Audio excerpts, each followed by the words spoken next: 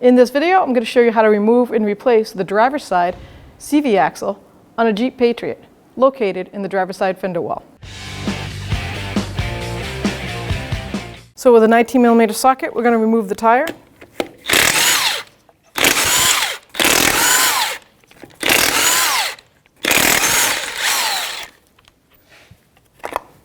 If your tire is frozen on, always put a lug nut back on partially by hand tight.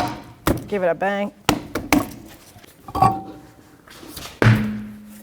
So the ABS sensor goes right here into the knuckle, and it's got a mounting bolt.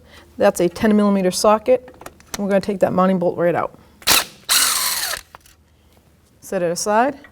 Now we'll see if we can grab this cable and move it back and forth. See if we can get it loose. Now with a pair of pliers, I'm going to wiggle this and hopefully not break it, and then pull at the same time. See if we can get it to come up right out. So now we're going to take our tie rod end off the knuckle end and get that cotter pin. So just take a pair of cutters, get that cotter pin out. Let's see if we can expose it this way and discard it. Now we're going to take that castle nut off, 18mm socket, and back it off. We lucked out, it popped right out. Now if your tie rod end doesn't pop out of the knuckle, you just want to leave the castle nut on like this and take a hammer, and you want to hit the side right here, and then it will just pop down the way that fell down. We'll take that castle nut all the way off, pull the tie rod end out, and I just like to put things back so I don't have them all over the place.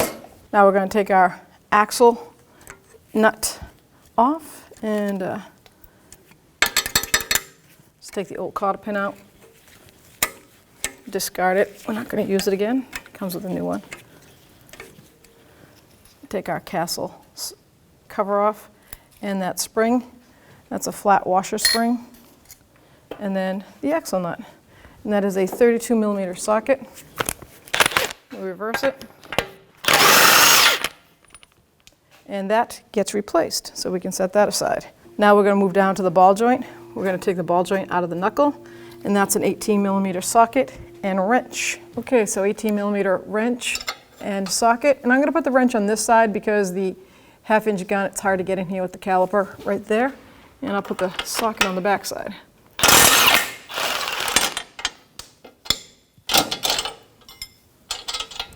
Take that in the nut, set it aside. Now, there's two ways to go about trying to take a control arm or ball joint out of a knuckle, especially when you have the spread right there.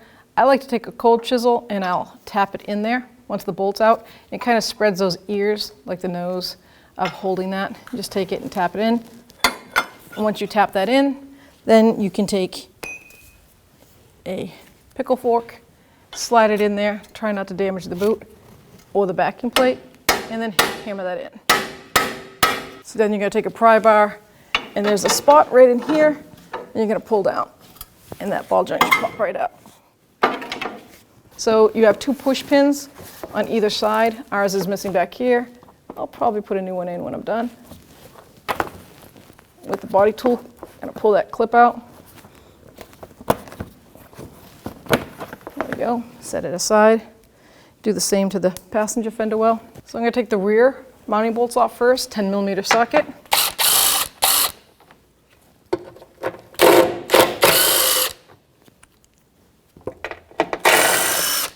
And then I'll move to the front. I'm going to leave the center one in.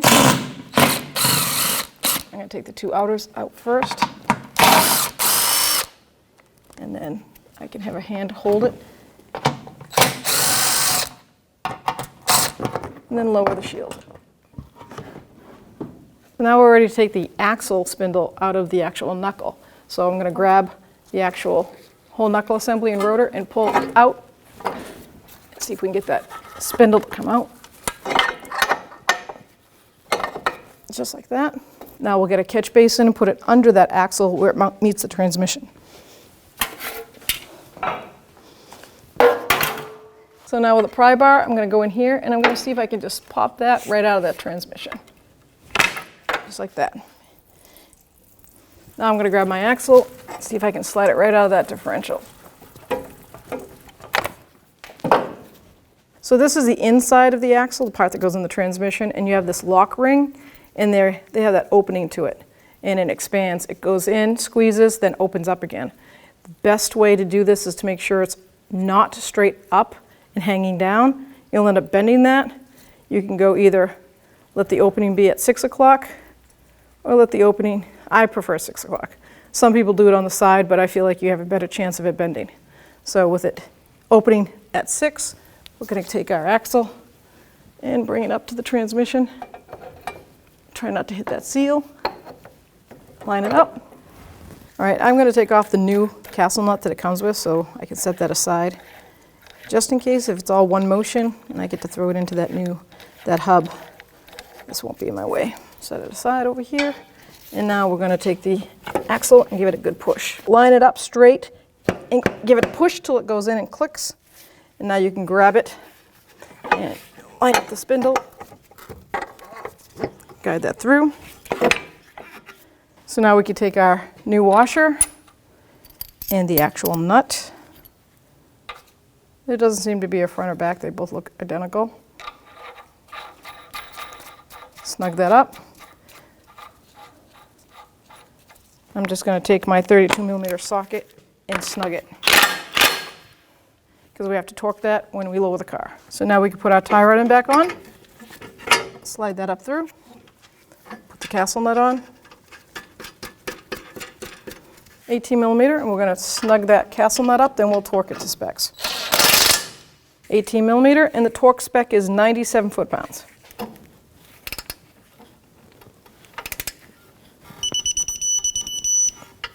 But we have to line up the castle nut with the hole so we can put the cotter pin in. So let's slide the cotter pin right through. Make sure you use a new one. Everyone does these differently. I like to pull them over, cut them, and I'll cut this bottom one real short and then hammer it down. All right, so now we can push the knuckle in, push that ball joint. I'm going to try to line that up. There we go.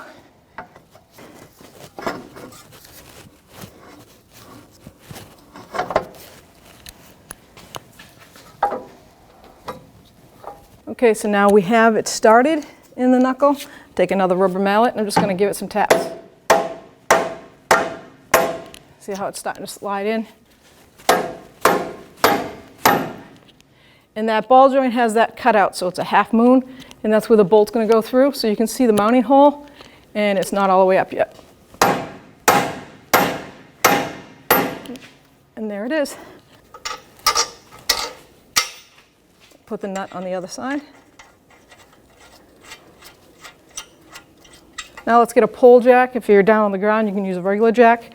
We're going to bring the suspension up so it's road height. Now with our pole jack right below that ball joint, I'm going to bring it up, and I'm going to bring the suspension up like it's ride height. Paying attention that I'm only pushing the suspension up. If I see the body move at all, I'm going to back it down. Snug up the ball joint pinch bolt, 18mm. And now we can tighten it, torque it to specs, 18mm socket and wrench. That's 60 foot-pounds. I'm going to put the wrench on the back and hold it.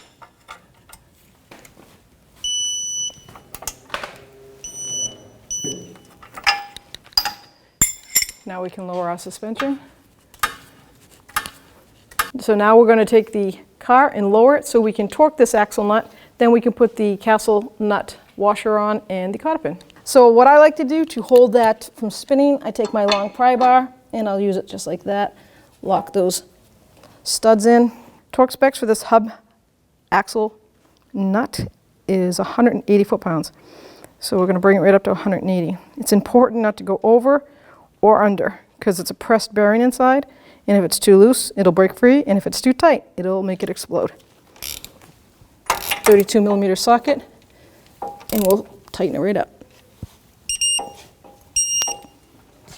So we're going to put our new spring washer on.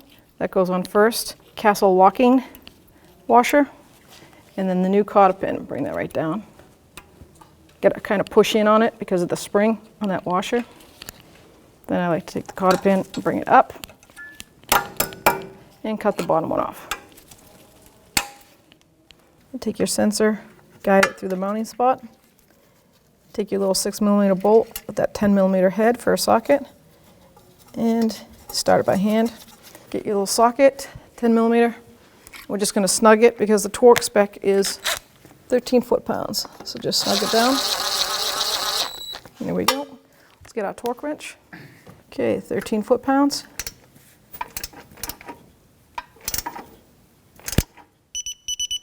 So now we can put our shield back up. I'm going to line up the front center one, 10mm socket, and snug it up. And then I'm going to move to the back. Get my fender well flare parts all in. So let's put the front 3 in.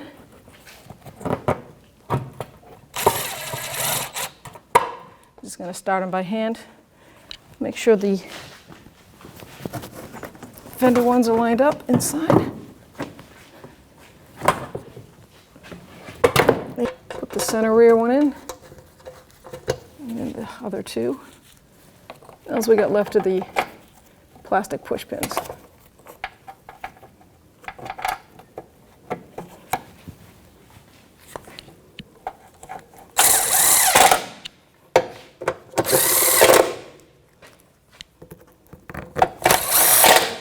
Snug up the front.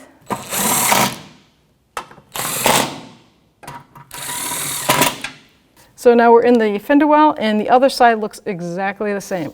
And there's 2 mounting holes. We originally had one missing, but I found one and I'm going to place it in. Push pins. One there, and then one in the front. And then do the same to the other side. So anytime after doing an axle, make sure you check your transmission fluid, whether you have a manual transmission or an automatic. Check your manual for what type of fluid and how to fill and check it. Now we can put our tire back on.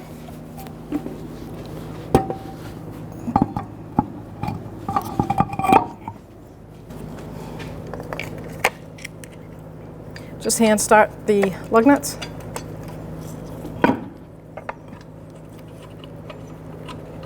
That's a 19mm socket. We're just going to snug it up before we torque it and do it in a star pattern.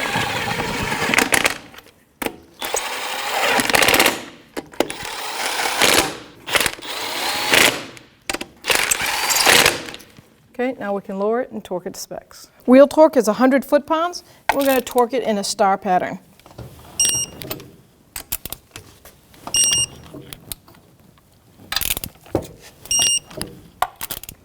After finishing this installation, it's important to have an alignment done on your vehicle. When only the best will do, demand TRQ. The only company that lets you view before you do. TRQ is committed to offering the highest quality aftermarket auto parts that are engineered for peace of mind. Thanks for using and viewing with TRQ.